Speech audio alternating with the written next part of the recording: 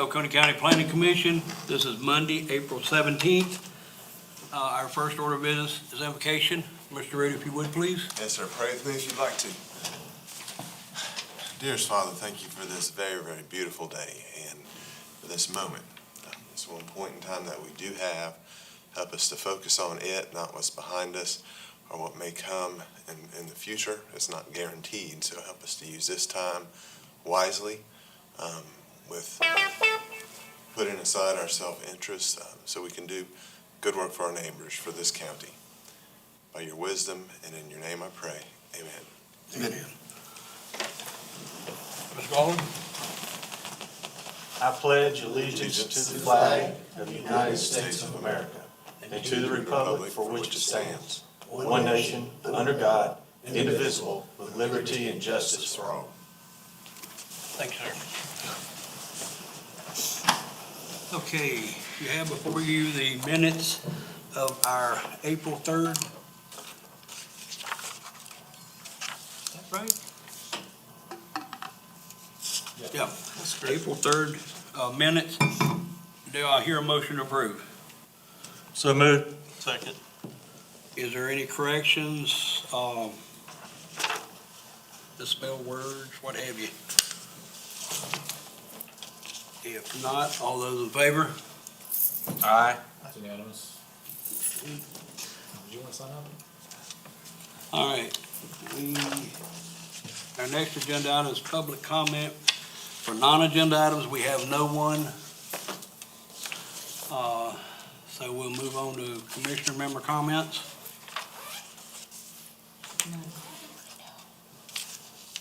Ms. Collins?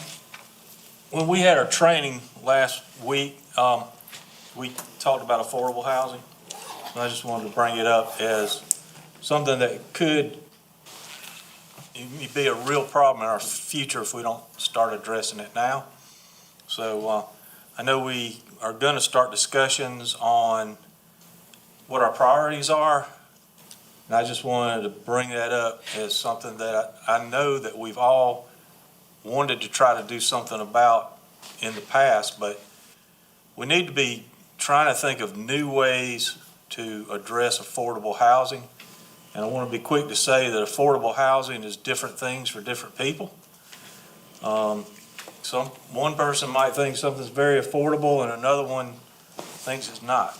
But where I'm coming from is those people who work day to day, week to week in our county, who without their help, we wouldn't be able to enjoy the prosperity that we have. If those people cannot afford housing, then I think we're doing a grave injustice to our community. So let's get back on board with talking about affordable housing, continue to do research. And during our training, we saw Charleston, we saw Greenville, we saw things, two different views of trying to stimulate builders or make it easier for them to build affordable housing, such as tax incentives, things like that. Oconee County should be talking about this now, because if we don't do something about it now, in times to come, it's going to be detrimental to our economy.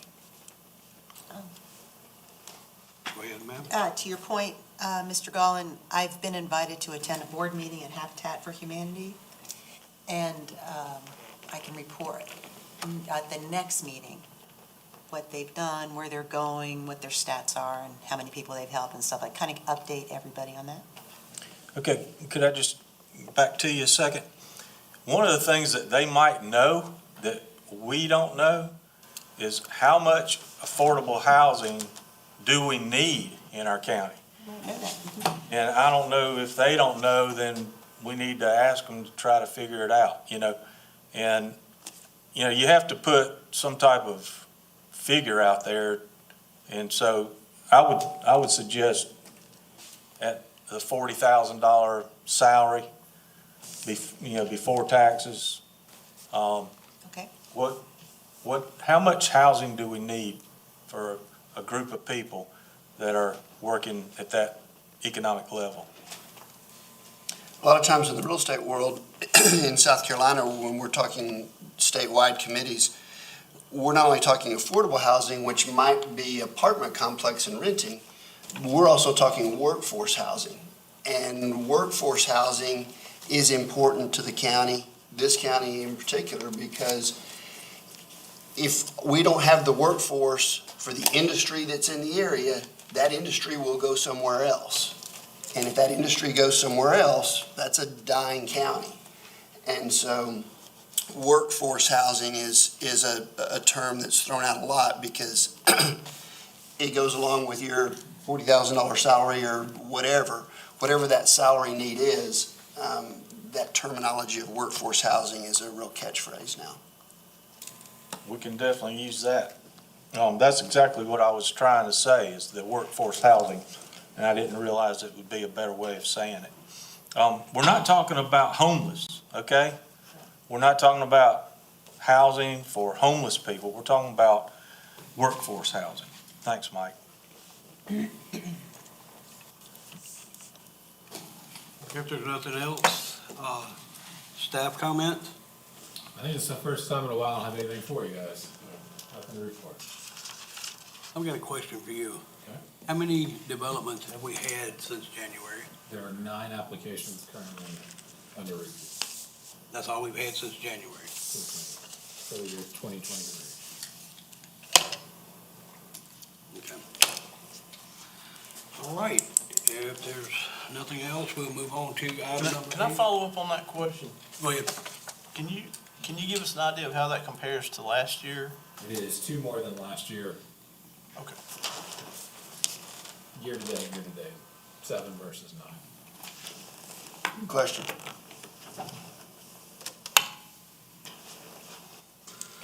All right, we'll move right on to number 8. Discussion regarding development ordinance changes, chapter 32, which would adopt an initial screening criteria of greater than 20 acres in size and greater than 2 houses per acre, 40 or more houses per 20 acre, example, and property within the proposed subdivision is intended for resale. If a prospective development meets all of these criteria, the property will be automatically screened into a residential zoning category upon staff approval of the proposed subdivision, and then the acceptable rules of chapter 38 zoning of the county ordinance would apply. Okay, that's open for discussion. So Do we have any Let's public let- comment? well, what I was thinking, let Mr. Root give us, that's pretty much what we were talking about. If he can give us a yes or a no that we can do something like that, and what we can do. Yes, I think you can. I think there's a lot of details that would have to be massaged in to make it work. But as just a general concept, yes, it's workable, certainly. I had a couple questions I'm looking at. I know this idea came up before. I think Mr. Nixon proposed it probably 6 months ago, and then in the last meeting, y'all talked about it.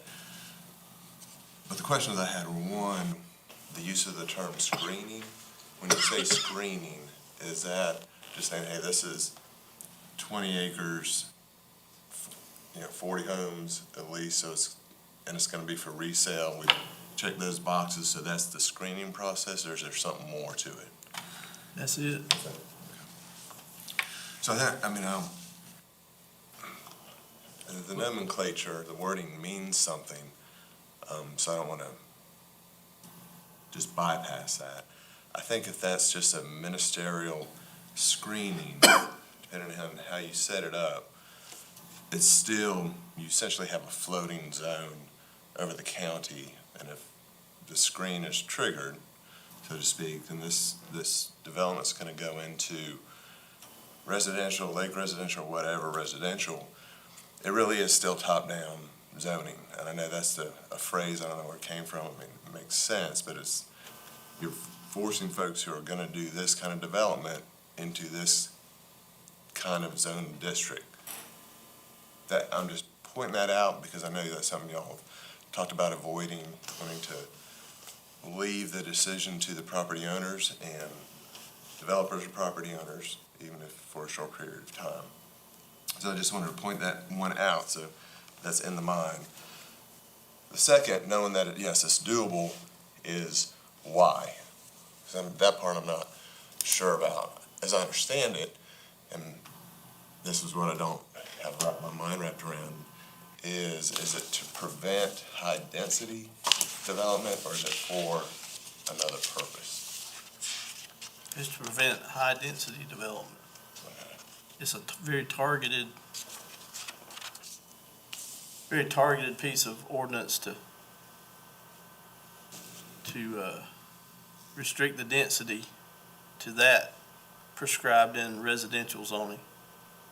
And what would that do for the overall, I mean, what's the need that's compelling to avoid high density? High density sounds bad, but, and I'm not a planner, James is a planner, should chime in at any time, James.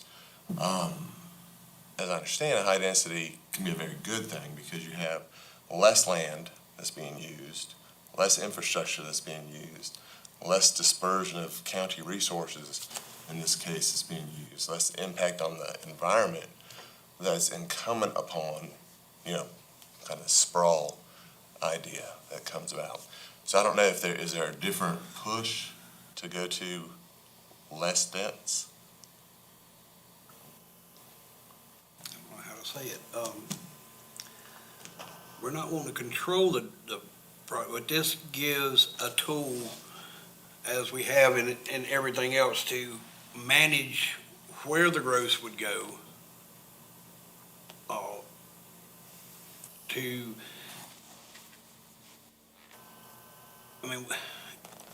What you're saying about it wouldn't impact all these things. It will impact if we allow these high-density subdivisions all over the county, then it impacts fire safety, police, medical, the ambulance services, all your services that we have in the county that, for the fact, we don't have enough of to manage, to take care of the people we have in this county now, but yet we're allowing all of these these developers to come in and put 6 houses on an acre and use 20 acres of land. There's, 150, 200 homes on 20 acres or whatever you want to say. And then it impacts everything down the line. It impacts your infrastructure as far as your sewer. Right now, the cities are the ones that have all the sewers. Some of them are ancient. They're not new sewer lines, they're ancient. You start having all this high-density stuff on their lines, then it causes them problems. Therefore, the rates go up for everybody else just because we have all these high-density subdivisions around. So, I don't know. It's a As managed aspect. As I understand it, the number of building permits has gone down significantly in the last year, new construction permits, but in my mind, and I could be thinking about this completely wrong, if a developer A is going to, he's got a business plan, or she's got a business plan that's gonna make $100,000, obviously it's not the plan, it's not gonna be a good plan for a developer, but it's gonna make $100,000. That developer can do that on 20 acres with 50 homes. We say you can't do that here, you're gonna have to go get more land in order to build those extra 10 homes under the math we're dealing with now. So then that spreads it out. So you still have the same number of homes, it's spread out further, so that, I would think that's more of a tax on infrastructure that undercuts the notion of protecting if it's ag land or something like that. And so that's the point I'm bringing up. Just making sure you're hitting the target that you're wanting to hit. If that's good, then we'll craft it around that. Our original thought is that we have so much of our land as control-free, and within control-free, we don't have a density element to it. And so the thought is that in trying to reduce the density in the potential density in certain areas which may be affected by a farm road or a county road, some of these more rural areas that tend to be our control-free areas, putting that high impactful density in one location at a high number of properties, say flowing out into a two-lane road, this might slow some of that. The acreage, the developer is still trying to acquire the 20 acres or 50 acres or whatever it is, but now it reduces the number of homes on that particular section of that particular road of that particular intersection. The idea was to force them into a zoning category. The question becomes that I really had for you being here was one, the developer submits a plan and he's submitting a plan under a particular zoning category. Does the county have the legal right to change his zoning category after he's made application, because he's made application? That's what, I'm sorry, go ahead, I didn't interrupt you. Does the county have the legal right to do that? If control-free is a zoning category, the county's changing his zoning status, and is that legal? The way it would have to be crafted is this kind of floating zone or wait-and-see zone or short zone is going to be called different things. But that's why I'm saying it is top-down. I mean, it's there. And so we're not doing an ex post facto, after-the-fact law, but so that the developer knows that although this property he's ostensibly purchasing or in the process of purchasing or has purchased is in control-free, the law is on the books, which everybody is charged with knowledge of, that it is going to become, if he's going to use it for the purposes that he intended to buy it, 40 houses, 20 acres, it's going to become District X. I mean, that's just an automatic. So it's really pre-zoned. It's just a floating zone. It's waiting to drop if you meet these criteria. So that is a legal opportunity. So, yeah, so We do legal have a option is done, all over the place. A lot of times, it's another, all it's going to cause any lawyer, I guess, most lawyers, some heartburn. A lot of times in situations or frameworks like this, there will be essentially the discretion of a planning commission or ultimately a county council to say, all right, we're waiting to see what your impact is going to be by whatever development. And so when you're gonna come submit the development, we've essentially zoned the whole county very low density. And we're gonna allow for higher density, but you're gonna bring your proposal in, and we're gonna say, yeah, that works, and this is, so the planning commission in a lot of cases, or the county council has some input into how it's configured. So that's the way it's done often, but if you pick residential and that's the way you want it to be for everybody who meets these criteria, that can work. I think the thing that I'll have to draft around is, we still got to make sure it's consistent with the comprehensive plan, consistent with the flume, with the future land use map, which is generic, but the comp plan has some specificity to it. And so these things all got to be melded together, and they can be. And so I'm not saying it can't be done. It's just things to think about. And you may want it to be that, you have a menu of districts that the developer could say, I want of these 5. My land is the density of development is going to put me out of control-free. That's the central paradigm, right? So put me out of control-free. These are the 6 I could choose from, or 8, or 1. That's a policy decision for y'all, but that's a way to think about approaching it. Because you obviously want to have everybody treated equally, that are under the same circumstances, and hit the target. That's why I brought up the first question. I think, I may be speaking out of turn, but I think the original intent was we really don't have an appetite for imposing top-down zoning to every parcel out there at our choosing of, we want this area to be more dense and this area to not be dense, but to allow the developer that when they say, okay, by their submission, it would categorize them into some category that has a density element and out of control free, which doesn't have a density element. And so that was the original objective, was to do, I think, was to do something like that. The other question becomes, zoning is an ordinance issue.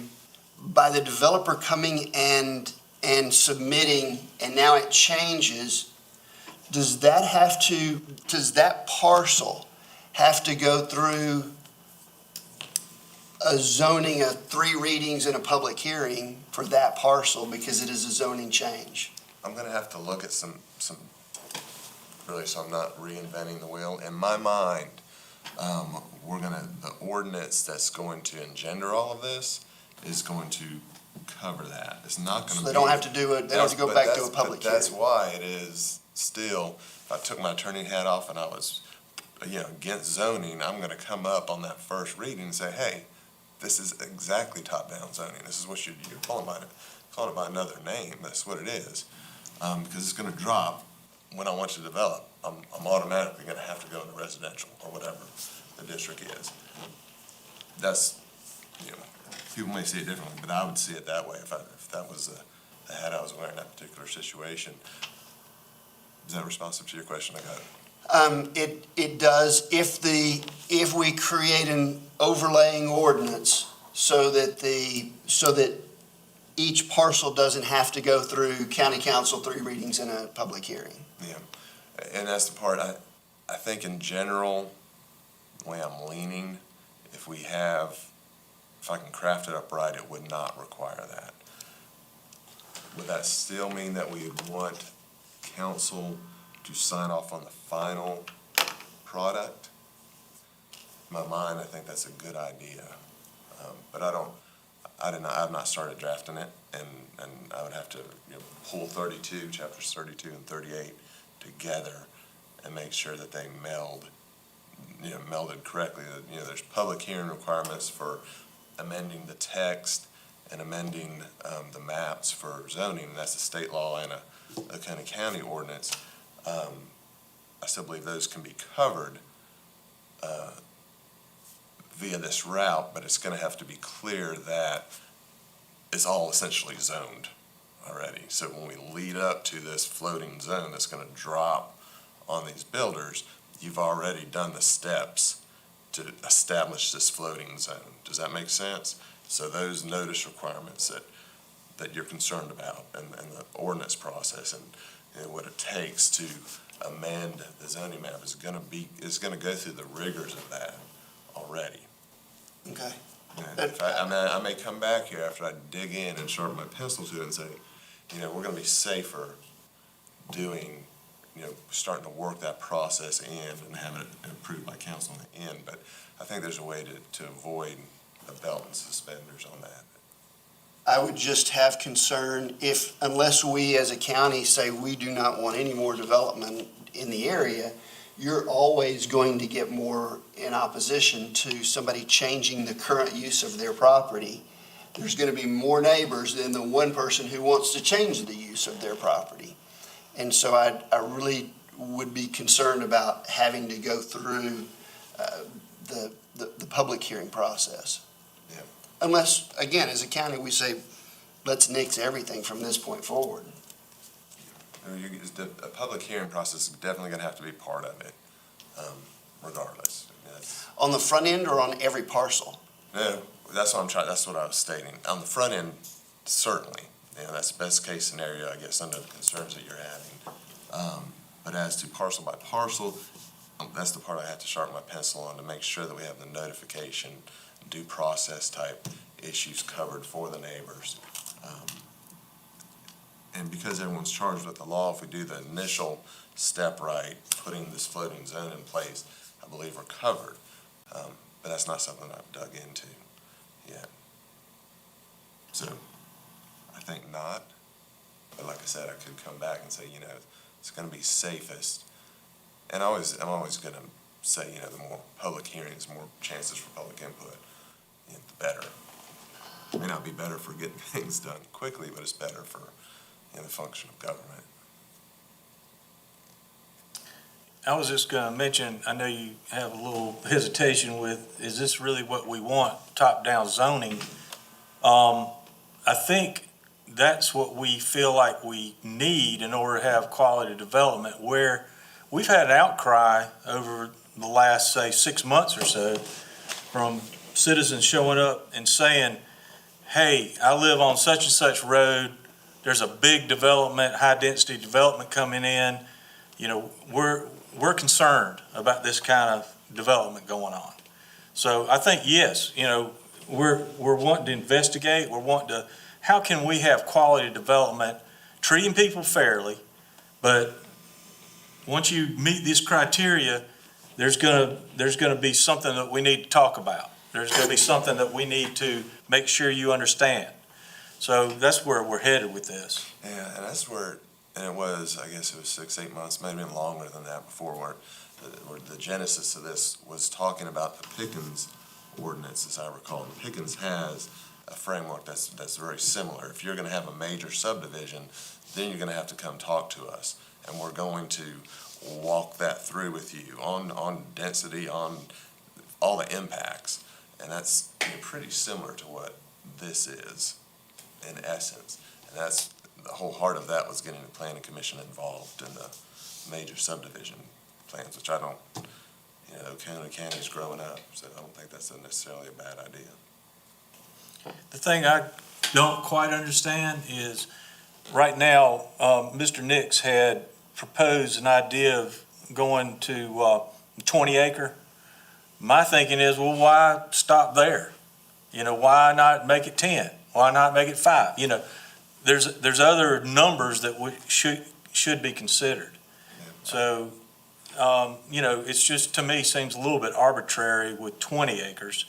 I think the more you have chance for discussion when there's development going on, the better chances people be satisfied with the outcome. I don't want to speak for Mr. Nix here, because he can speak for himself. I think the concern was spot zoning. We didn't want people with 5 acres here, spot zoning theirs into something that affected all the people around them adversely. 50 acres was a precedent because that's been in place since the 80s, right, or the 90s. I mean, it's before we ever got here. 2000 or so.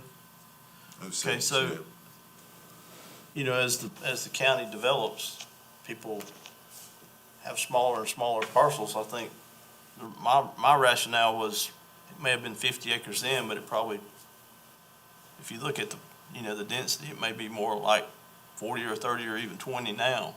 And 20 is not too small, but it's not as big as, it's not so big that it can't be achieved by people wanting to.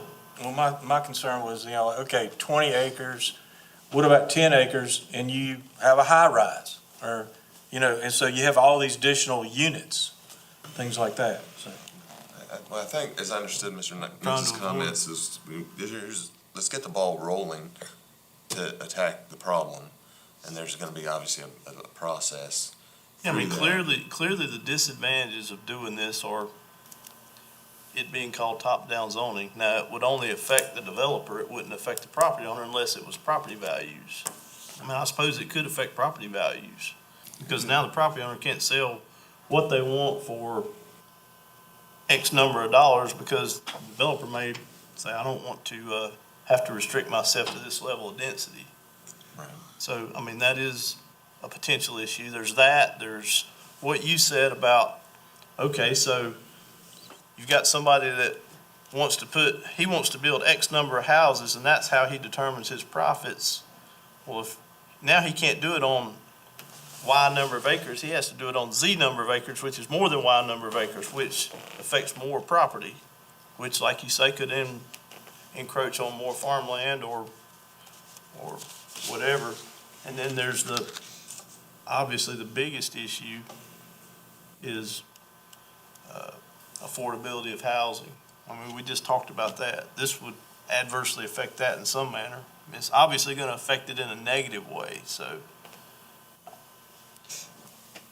But everything you do here is going to, if you take from here, you're going to have to give to here. I mean, it's all a balance. We're just trying to achieve a balance. We're trying to discuss something and decide where's the balance? Where do we fall?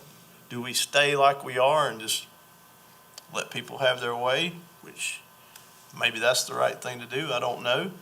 Or do we put some kind of restrictions on and reduce the density? I mean, the whole objective of this piece was just to address the density. It's a very targeted piece of legislation. And it's also, it was also in the interest of fairness. I mean, it's gonna affect everybody the same way. There's gonna be no backroom deals.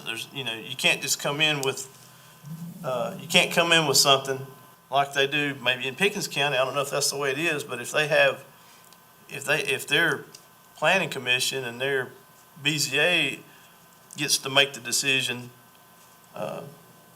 may be different from one person than it is from another, or one group than it is from another. I mean, that's what we're trying to avoid here. So, I think there's one other thing. My thoughts. Oh, excuse me. I'm sorry. no, you're good. So there was one other thing that we were talking about at the time with Oconee County being so open that it's like developers, oh, go to Oconee County, you could get your stuff put in, no problem, So when it comes to comparing, okay, in Anderson, we gotta do this, this, and this. Well, we don't have to do that in Oconee. So let's just go do high density over there. And I think that's one of the things that we talked about. So maybe y'all don't agree, but I was thinking that was one of the things that people were talking about is why is Oconee County just getting hit so hard So with all this development? I've got a point of order question. Did we give the public an opportunity to comment on this specific discussion? Or did we ask for public comment? Because if we didn't, I'm interested in the public comment at this point. Well, it's on the agenda, so they have the opportunity to come to the meeting or. But did they comment on this particular agenda item? It's on, we got it on the agenda, public comment for Didn't they this sign up for particular. it? Nobody signed up for any. Did we item. Nobody signed up. Nobody signed up for any public comment on anything I'd be tonight. interested in hearing if anybody has any public comment at this point and asking for that. We, And that's at your discretion, Mr. Chairman. we could actually, if council so choose, if commission so chooses, we could table this to the next meeting, giving the public 2 weeks to come back to us with public comment or send James, comments for us to read and then pick it back up at the next meeting and, go from that point. Do we have enough detail, though? Do we need something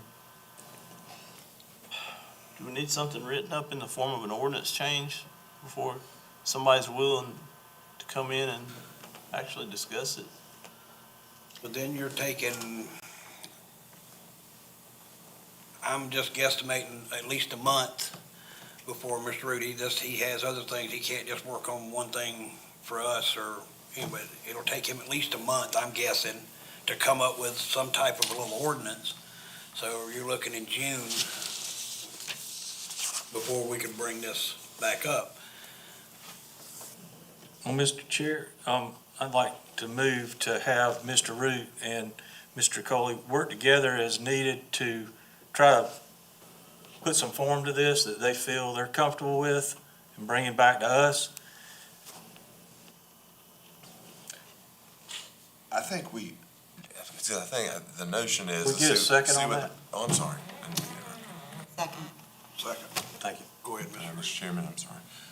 I think the notion was to get the public comment in so it could crystallize the notion, what we're discussing here, and maybe help you all in the decision-making process. I think from what's on the agenda item,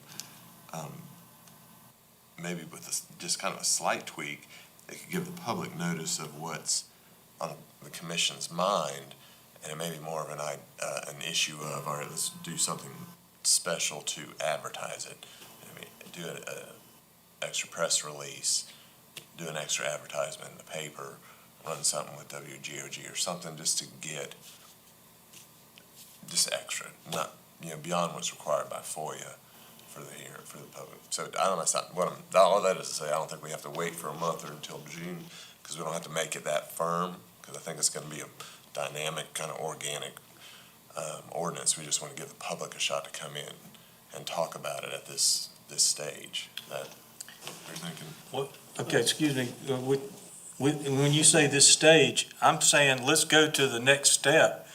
And at that stage, we've got something we can share with the public that we feel more comfortable with. Right now, if someone comes in and asks me, well, what are y'all thinking about doing? Well, we're just still thinking, I think if we can get Mr. Root and Mr. Coley working to put some form around there that they feel comfortable with, then we'll have better input from the citizens of our county. Okay, we have, you got anything, Mike? I do think that you had mentioned a couple of things where you said you really needed to kind of chew on a couple of different issues to make sure that you could figure out how to make that legal. I don't know how much time that burns of your day, but it is important to find out, can we go down this road?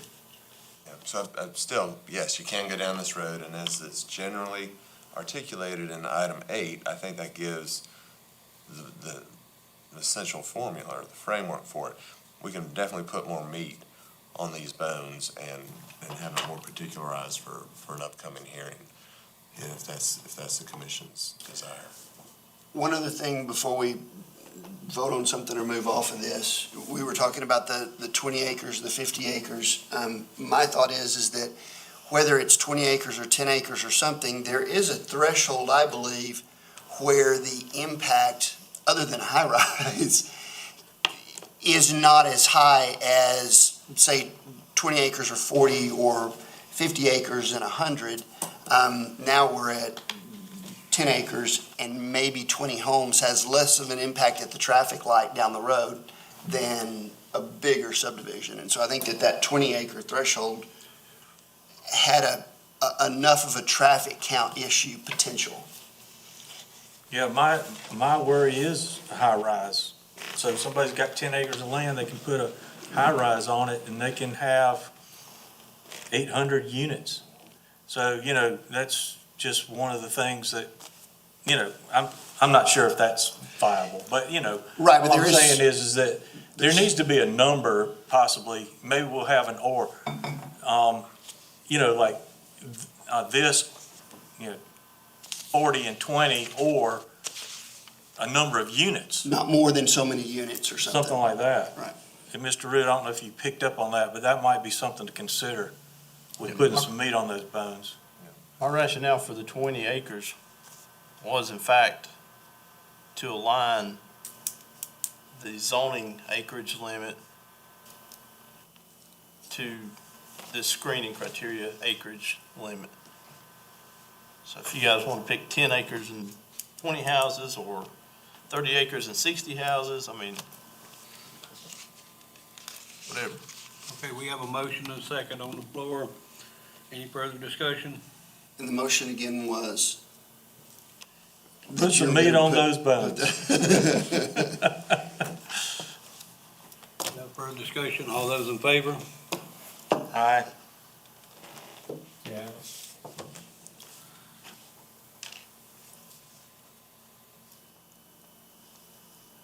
Sorry to put that extra work on you, but I think we're going down the right road. I think it's a good way to do it, and like I said, the more public involvement, the better. Probably what I'll do is, get a good caption that, that can be part of the ad that catches the attention, so people know what's going on. And then probably it'd be more in that outline, truncated kind of form, so it's really just easy to follow. This is A, B, C, D, this is what's gonna happen, and that way you can talk through, maybe how you want to jog a number, an acreage, or what have you. But yeah, we can do that. So I think the motion would be, I'll get that for your next meeting, and then we'll notice it up for however long you want to give public notice for it. Right. Our next meeting is May the 1st. We'll have this same agenda item on the agenda for the May 1st meeting. I second that. Okay. Let's move, unless there's anything else, let's move to item number 9, discussion regarding density and zoning district standards of Oconee County, ordinance chapter 38, 38-10-2, 38-10- through 38-10-13. Has everybody signed up for public comment on that? No one has signed up for any public comment of any item we have tonight. Not even Tom.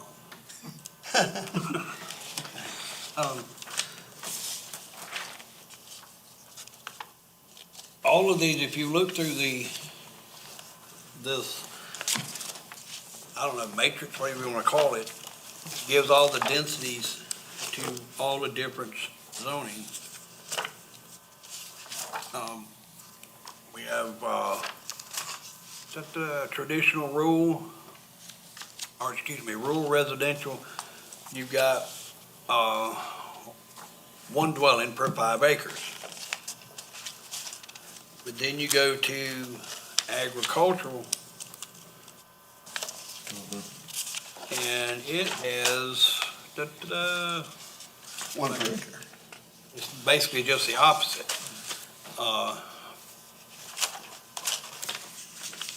What was it? Well, I don't think you could call it the opposite. Well, it has one dwelling per Acre.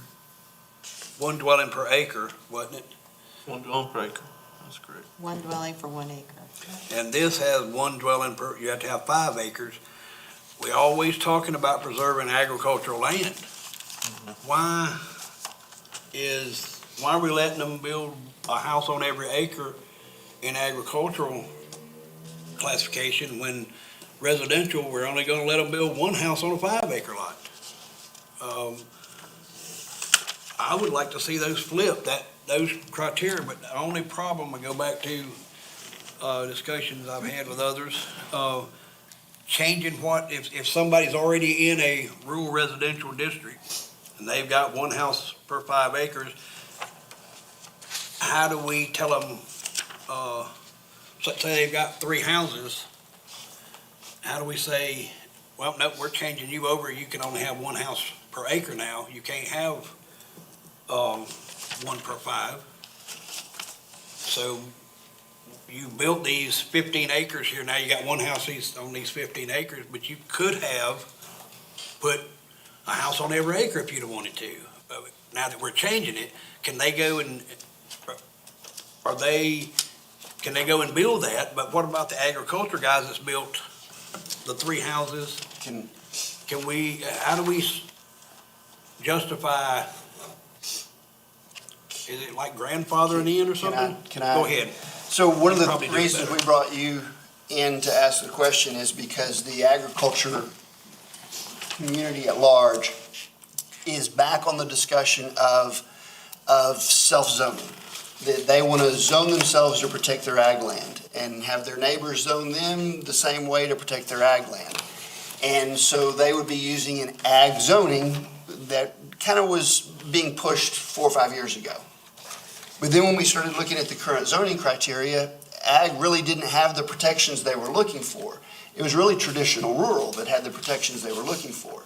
So the question, and one of the reasons we wanted to bring you in, is do we need to be educating the ag community to say, hey, you really don't want to be ag, you want to be traditional rural? Or is it legal to change a category that's already there, or do we need to create a new category? We're trying to figure out how best to help the agriculture community preserve their land, have less density of residential on it, either utilizing the existing stuff, zones that we have, or creating a new zone. Did that make sense? It does, yeah. The cleanest way to do it is, you can certainly just shift the acreage requirement, but it needs to be going forward. So you're not altering somebody who's already zoned into ag or rural. These are gonna apply to to petitions for zoning going forward. Obviously, the ones that are in place would be grandfathered nonconformities.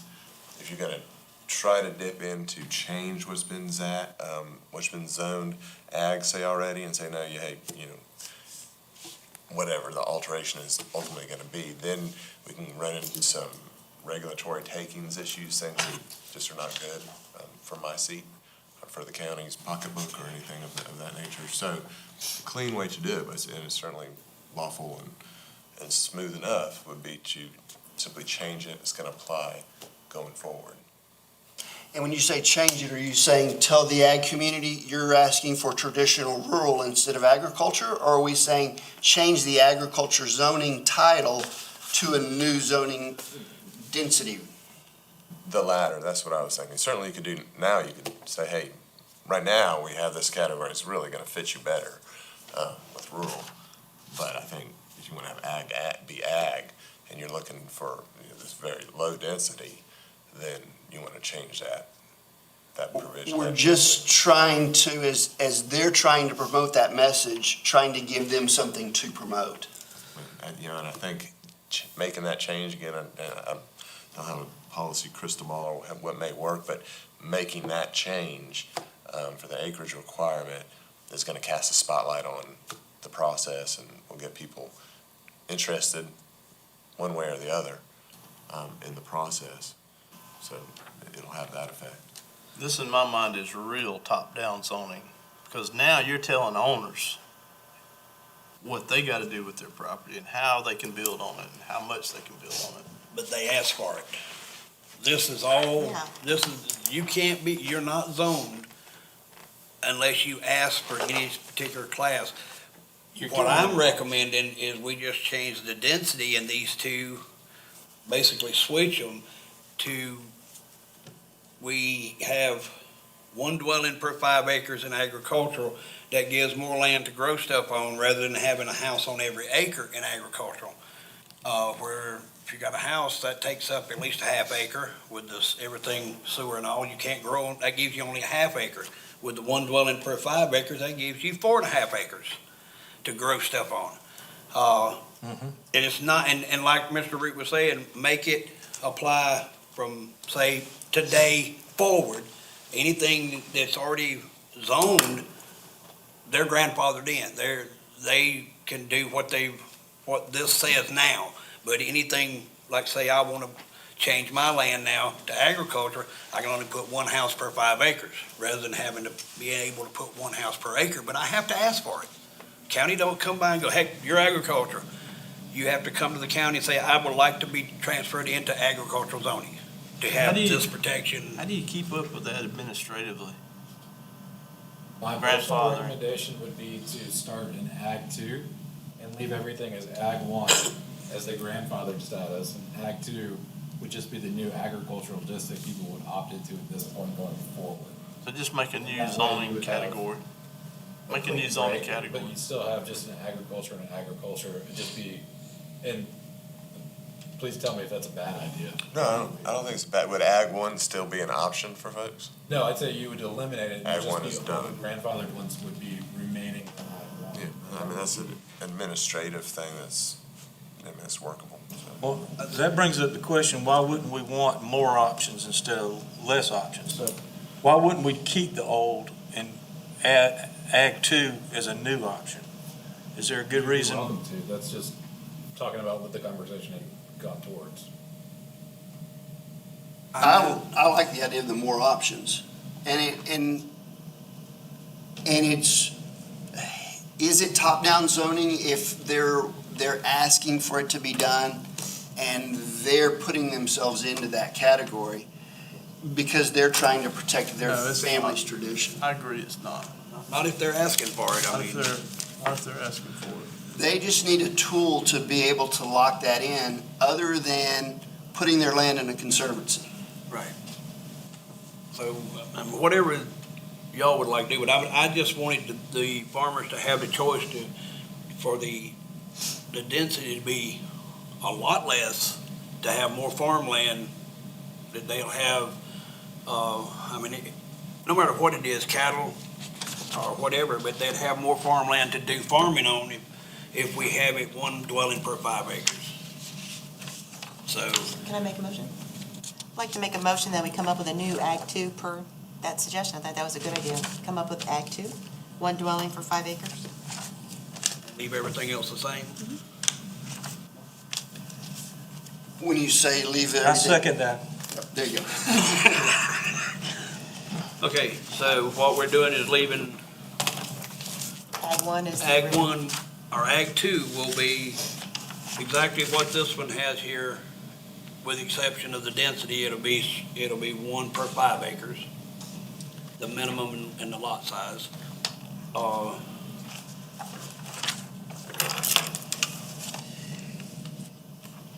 Is that going to be Discussion. with rural residential? Well, what about the non-residential usage?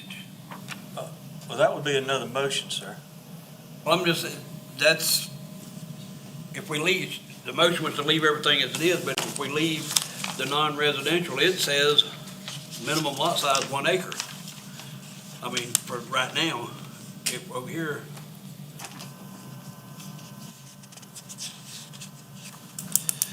So that goes back to the legal question of Mr. Root, or maybe to the ag community, is if you've got your working barn, that's a non-commercial structure, does that have to sit on its own 5 acres, or can it sit up near the house? no, barn structures are not counted in the dwellings. Okay. Chicken. What about a coops, tack home, a tack house? Chicken coop, it's a, chicken coops, your tack shops, your corn sheds, your barns, that's a non-living structure, that's not a dwelling. So the horse trainer on the horse farm If who he's lives in the tack living, house. then that's a dwelling.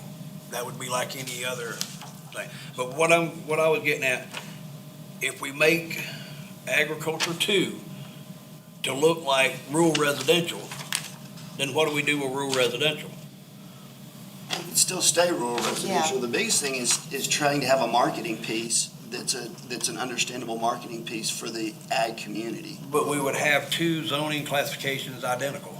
Well, they're not, there are I mean, according to this, differences if we in the. make it, their agricultural look just like 1 acre, 1 dwelling per 5 acres, minimum lot size 5 acres, we'd have to do all that in there. So, in your use matrix, which is not included in your backup material, but the use matrix is what says what you can and can't do in a particular zoning district.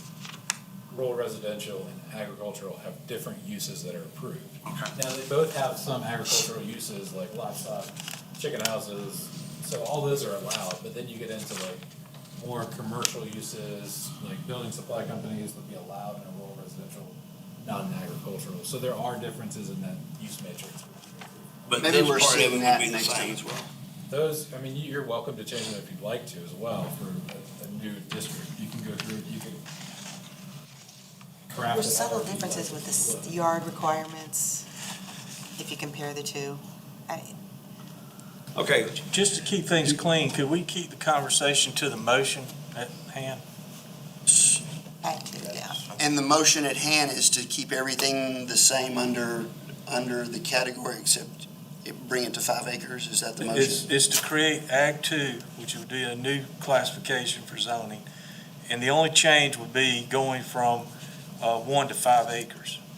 The So, max density was the only change.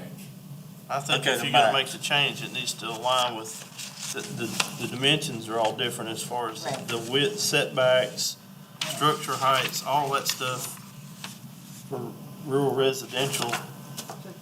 So That make needs it, to be the same for the Ag 2, and then also your matrix, you're gonna need to add that column in your matrix, make it the same as Ag 1. one other, wait a minute, Ag 1 is different from rural residential with the setback and the yard requirements, so Ag 2 should follow Ag 1. But it's different because the lot size is 1 acre versus 5 acres. If you got 5 acres on your Ag 2, you're gonna need bigger setbacks. Oh, I see. the ag side setback's 10, rural is 20. Right, and there's a height, structure height. The height throughout the county is 65 Right, and feet. Ag doesn't have that, but you gotta add it, I guess. I do think we need input from the ag community that's physically working their 100-acre farm. But one thing that we may want to consider is are we saying 1 home per 5 acres or 1 home per 5 acres net? with maybe no more than, in other words, they may have all their residential properties lined up at the road and they're 100 acres of farmland behind. Are we making them put their houses 5 acres apart? Or are we letting them on a net basis if they have, I can't do math very fast, if they have 10 acres, then that gives them 2 residential structures. Do those 2 residential structures have to have their own 5 acres? Or could they do their 2 residential structures on an acre? Well, how does that work for With- the 1 acre? Now, how does it work for that one? It would Right be the now, it would be same. 1 house per acre. So you could only, if you had 100 acres, or say 10 acres, you could have 1 house on each acre, I believe, unless it's a net number now. Well, wouldn't that be the way it would work for the 5? You can only have a house on each 5 And that's acres. why I say we need to ask the agriculture community, because if they've got 50 acres of farming land, but they need to put their barn that has, again, a horse trainer that lives in the barn, does the barn have to be 5 acres away from the main house? Okay, let me stop you right there. We'll have Ag 1, this is what we have right now. It'll be 1 house an acre. We're making another Ag 2, that'll say 1 house per 5 acres. And my question is, do we And do they a can 5 do- acre net, or do we do a 1 house per 5 acre?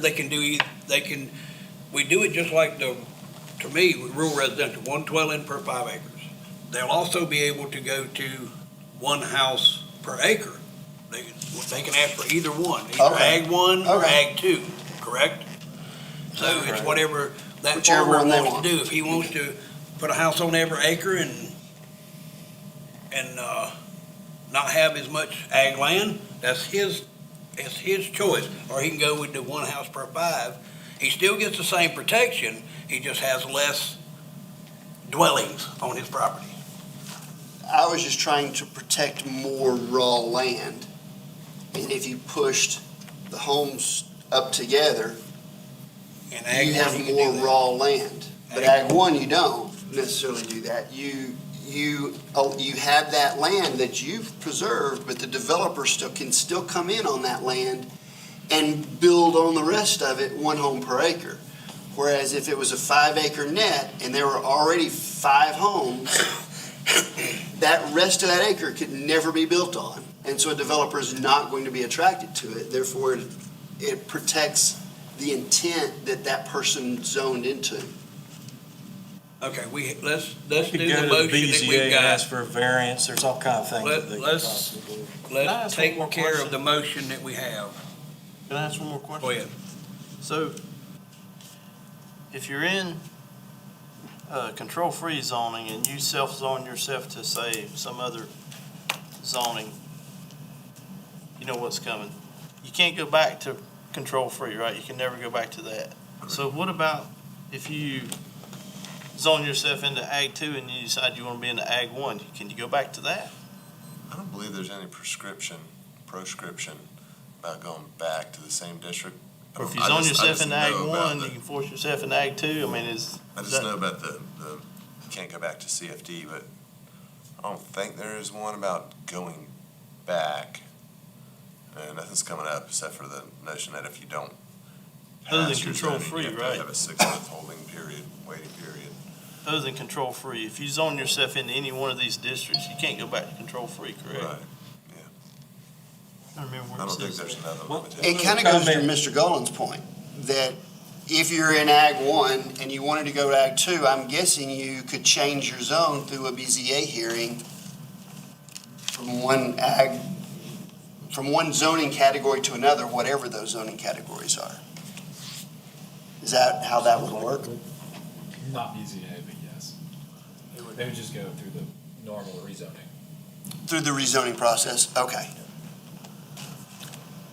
Okay, one of the things that I was wanting to assume is that if we pass this motion, that all it means is that, this change would move to the county council for our recommendation. So there'd still be a lot of chances for public input because most often there's gonna be at least 3 readings. for a change like this. Am I right, Mr. Root? You're right, yes. Okay, so I didn't want to get anybody to get too antsy about this because a lot of things could change. It's not like we're making a rule that's gonna be forevermore. All we're doing is making a recommendation. I actually consider it a friendly amendment because it's just an extra option that somebody can zone themselves in. It's their choice. It's not imposing any requirements on anybody unless they choose to zone themselves into it. It just gives them more options. Okay, we have a motion and a second. All those in favor? Aye. Opposed?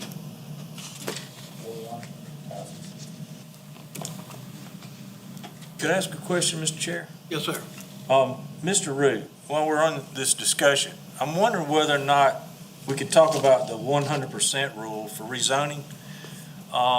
Here's what I'm worried about is, right now, my understanding is you have to have 50 acres in order to even, and that's land that's adjoined to each other. It could be several different owners.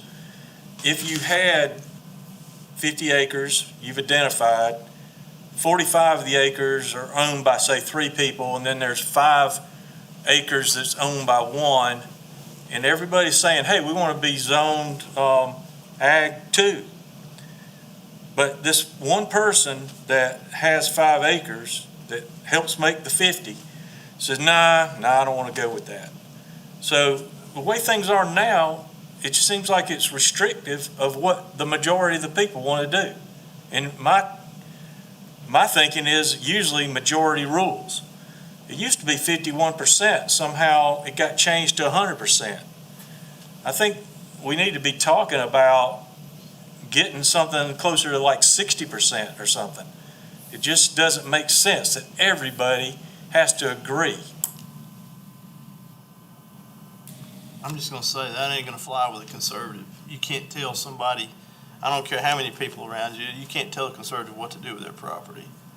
That's not gonna work for me. I think that's basically what he's saying. Majority rule is not how we run this country anyway. That's how it is in zoning. Mr. Root, what is the It's criteria unanimous. if you got 50 acres, you got 5 people owns the property, what's the percentage? No, it's everybody. All 5 of them have And I to don't agree. think council, I know, they've been, the last time like the big zoning with ag came up, they were very concerned and wanted to make absolutely sure that everybody, because there's a huge list of TMS numbers, that every single one of them had signed off, on it. And I imagine, current council is gonna have the same concerns. Yeah, a lot of stuff is run by majority, and this one, and then it's a policy issue, but this one, in Oconee County, I think would probably have better luck if you did not tinker with the, 100% notion. Council can always still, they have the authority to like, all right, we're gonna take you with the rest of these people and just top-down zone this little piece. But again, I don't think they would do that, but I don't know. If y'all want, that's nothing that's monumentally legal. If you want to, run that at the flagpole and see if a lesser percentage would gauge interest, then. Well, one of the reasons I brought it up is because if we're going to be talking about these things, and we do want public input, it seems to me that this would be another issue the public would want to make comments about. Oh, they'll want to make comments about that. Oh, yeah, they've made comments. You'll have no shortage, I'm sure. Yes, several 100,000 seems like on this particular item. So you want to make a motion? I'm not sure what the motion would be. Okay, I move that we change the percentage from 100% to, I want to say 60%, but that might be going way too, I want to ask Mr. Root, what is something that you feel comfortable with, Mr. Root, if we were to try to go for 100? If you don't want to answer, I'll ask James. If James don't want to answer, we're going to ask Tom.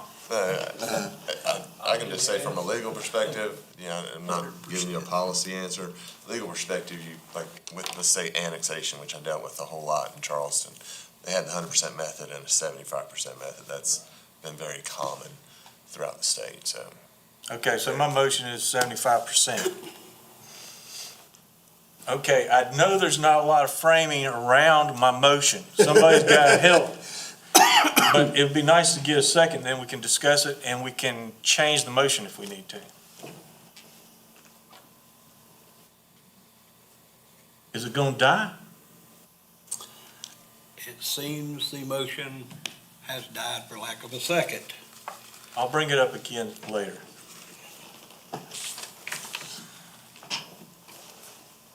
Okay, is there anything else in item 9? Just to make sure, I got my marching orders straight, the zoning matrix is for the new Ag 2, that line is gonna mirror Ag, right? There's no changes in that. Other than the density? Right. The density often is normal, standalone, but in the matrix, you know, the prohibited, special, you know, exception, okay. Yes, sir. Okay, let's move right on to item number 10, discussing regarding find out what we're gonna do first on our commissioner's goals. Couldn't even say it. I was looking at the goals that we set for us a month ago or so. Everyone. Does everybody see they're in our backup? They're on the last page. Or backup material, okay. This, excuse me, I'm talking. Let me finish what I'm saying, okay? okay. Don't interrupt me. Pardon me, sir. I was trying to help so that people could see what you were referring Gary. to. Go right ahead. Everyone, their first goal, just about everyone, was development standards. We had a few agricultural, ag standards or ag issues. And then the last thing we had was affordable housing on all of the 6 members that were here. So, now, everyone can decide where they want to put it. I figure I suggest we put development standards as number 1, the ag, issues, number 2, and the affordable housing as a 3rd, and then list, the adequate fire and service for new development and traffic safety as 4 and 5. Okay, now, next.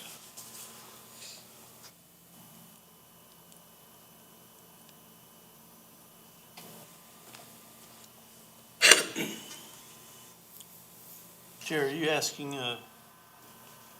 what priorities we What want? priorities do you want, each one of y'all want to see these in, then we can see what order we want.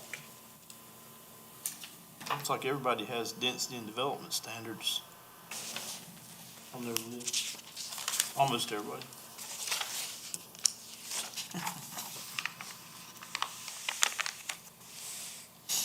Mr. Chair, I like what you suggested, however, comp plan review is something that we're expected to do every year. That's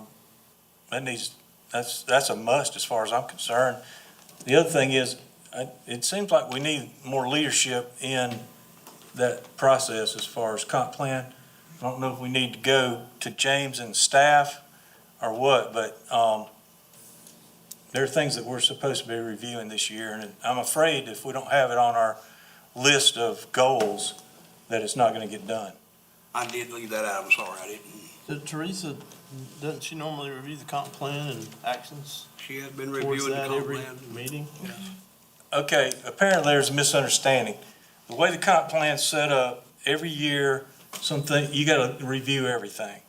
And there'll be when you're supposed to make reviews. Some say annually, some say, in 2023. Now, especially those that are listed in 2023, we should look at those very closely. Anyway, if you look at the comp plan, you'll see what I'm talking about. So I think we could get more help from the staff. I don't think it's fair, as the chair has apparently pointed Teresa and I to go and take a look at these things. It's supposed to be leadership, which I think the chair should take the leadership in this, and like all we've had done in the past, and bring these items forward for discussion so that we can say we reviewed them. Is there the ability to condense, whether, James, you do that says the things that because there are years that are required to have certain things accomplished. For the 2023, to provide us that list of the 2023 items that we can either say, we're gonna push this to another year because this is more important, or we can accomplish this real quick with a letter, or, yeah, we need to put this somewhere in our priority list. And then one meeting, the chairman can put that on the agenda and we can hopefully pop through it in 1 or 2 meetings.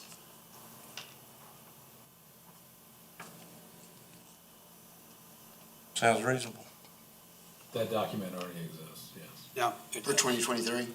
for every year. I already have it. set up. Right, for each year?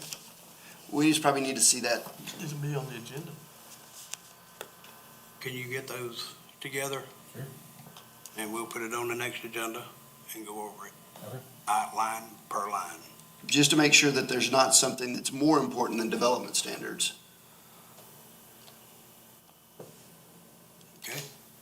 And you'll have to do in 25, not the full republication, but any updates that are necessary. But yeah, the pure continual review is a That really was- good idea. And yeah, I would tickle it on the calendar to put it on like every third meeting. That's agenda. why It's we great. were doing the same as what Mr. Smith was doing since we had the comp plan. He was going through the comp plan and pulling out the stuff that we had to review and she was doing basically the same thing. No, I disagree. That's not what she. Then, okay.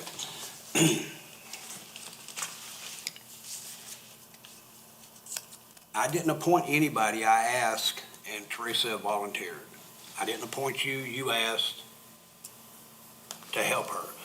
So there it be. If you're gonna help her, don't hinder her. So if you'll get that paperwork together, we'll have that on the next agenda. Do you want to do that as a motion? Just or make it clean? That's my motion. Okay. Second. All in favor?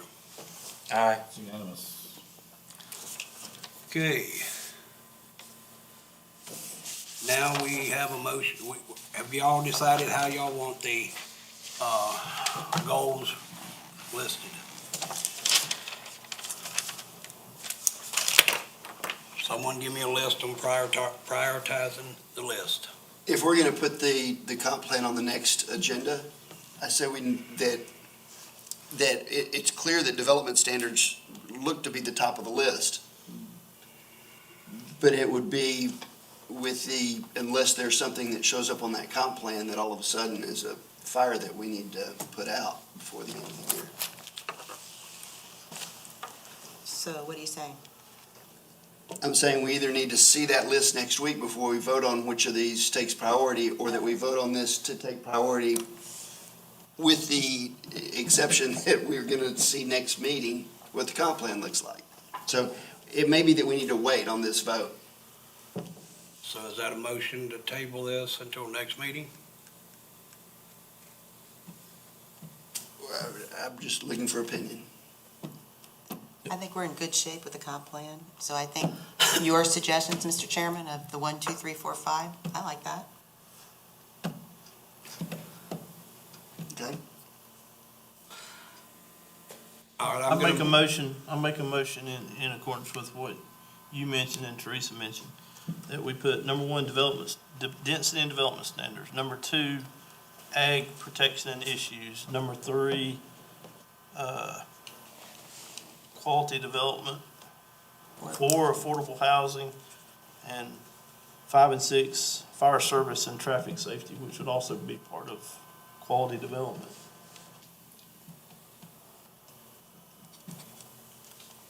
All right, that's a motion. Do we have a Second. Okay. I think if Ms. Spicer has stayed on top of the comp plan, I have no reason to doubt that, so I'm good with those.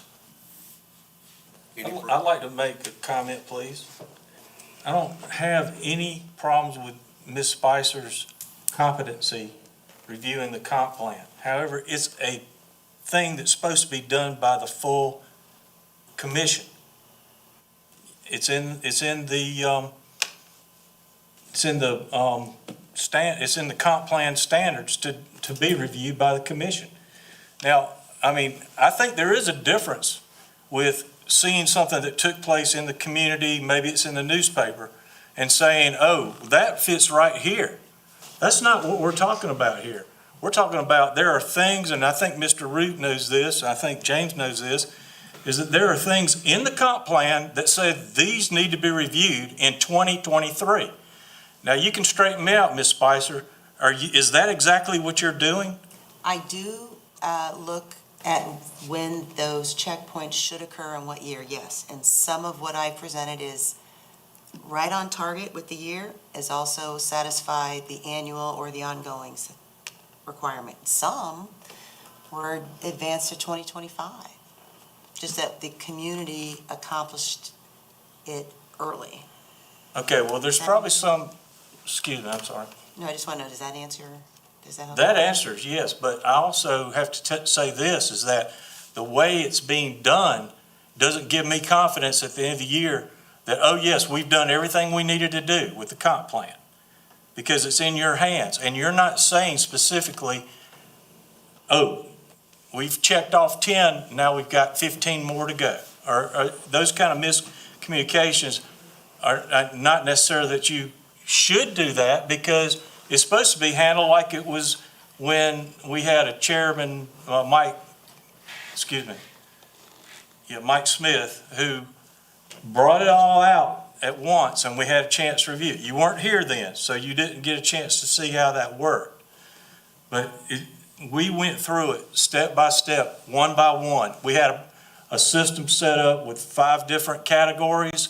We put a category next to each one of them, and it was very well done. Mr. Chairman, if I may, and I may have skipped out, y'all made a motion and passed it to review the comp plan next, so that Mr. Gollin's asking for, you're going to do. I think it's just been conflated a little bit, because Mr. Johnson was saying, well, let's see that first, and then do our priorities. But because you've got enough of an idea of where you're at in the comp plan, you're gonna do your priorities, gonna do the comp plan review, start next meeting, and then you may shift those priorities. I think it's covered. Can I ask a question? Yes, sir. Can a motion to table this, even though we have a motion in a second, can we table it at this point till next meeting? You Before could. we take vote on this particular thing? The list of priorities or The priority list. I'd make a motion that we table this entire discussion till we get the list from Mr.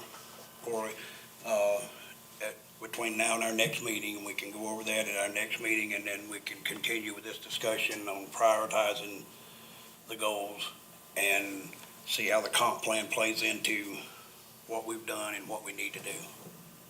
I'll second that. Any discussion? All those in favor? Opposed? 4-1 motion passes. All right, so the last thing on the agenda is a motion to adjourn. Do I hear a motion? I'll make a motion to adjourn. All those in favor?